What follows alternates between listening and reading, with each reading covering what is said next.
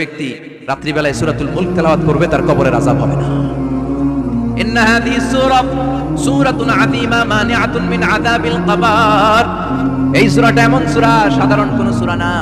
এই সূরাতুল মুলক যে রাত্রিবেলায় তেলাওয়াত করবে তার কবরের আযাব থেকে তারে বাঁচিয়ে দিবে কে? নাম্বার 1 ফজিলত স্ট্যাটাস মনে থাকবে তো। 2 নাম্বার স্ট্যাটাস শাফাআত লি সাহিবিহা। এই সূরাটা এই সূরার তেলাওয়াতকারীর জন্য কিয়ামতের দিন সুপারিশ করবে। কোরআন সুপারিশ করবে, চারটেখানি কথা না।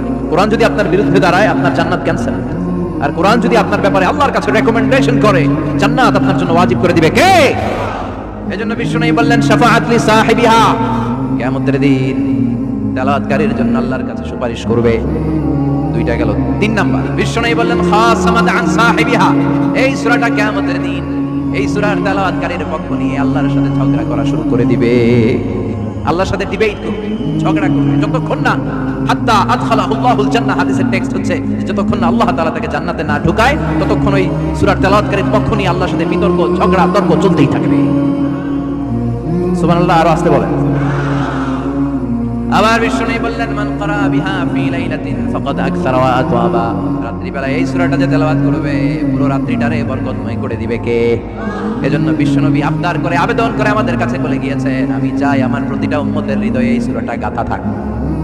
আমি চাই আমার প্রতিটা উম্মতের সিনার ভিতরে এই সূরার 30টা আয়াত রচিত করা থাক। সুবহানাল্লাহ পড়েন। মাত্র 30টা আয়াত মুখস্থ করতে রাজি আছেন?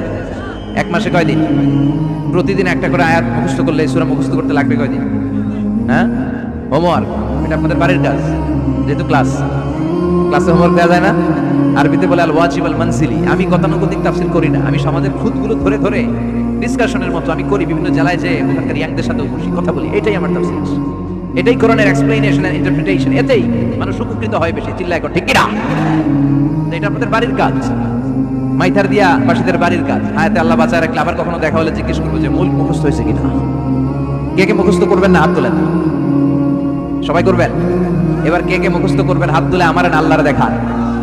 আল্লাহ তুমি কবুল করো। আরো জোরে পড়েন আমিন। হাত নামান। এই সূরাটা it's an eye opener for you. এটা আপনার চোখ খুলে দিবে। এই সূরাটা আপনার চোখকে খুলে দিবে, আপনার ঘুমন্ত বিবেককে জাগিয়ে তুলবে।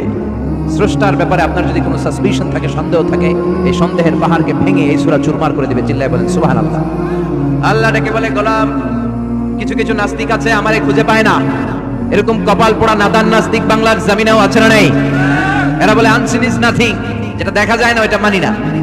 বলে না, do you see the air in the atmosphere? বাতাসে, বায়ুমণ্ডলে যে বাতাস ঘুরে বেড়ায় এটাকে তুমি দেখো তো মানো কেন? Why do you believe on that? Why do you believe on air? বাতাস বিশ্বাস করো কেন? কপাল পোড়া নাস্তিকরা বাতাস মানে না। কথা কর। Do you see the bad headache someone feel in his head and he is shouting? মাথার ব্যথায়, মাইগ্রেনের পেইনে যখন কেউ চিৎকার করে তার মাথার ব্যথা দেখা যায়। আমার এখন প্রচন্ড মাথা ব্যথা যদি হয় আপনারা দেখতে পাচ্ছেন তো। নাস্তিকরা কি মাইগ্রেনের পেইন বিশ্বাস করে না? মাথা ব্যথা বিশ্বাস করে কি করে না? বাতাস বিশ্বাস করে কি করে না? ওই আনসিন ইজ নাথিং, যেটা দেখি না ওটা বিশ্বাস করি না। কপাল পোড়া। আল্লাহ ডেকে বলে গোলাম আমার সৃষ্টির দিকে তাকা, আকাশের দিকে তাকা, বাতাসের দিকে তাকা, সাগরের দিকে তাকা। সাগরের মধ্যে আমি আল্লাহ নাই? বিশাল বড় বড় পাহাড়ের দিকে তাকা, ঝর্ণার দিকে তাকা, ঝর্ণার মধ্যে আমি আছি না নাই? ঝর্ণা ঝর্ণা ঝর্ণা রে, বলনা বলনা বলনা রে, কার বিরহে পাগল পাড়া তুই।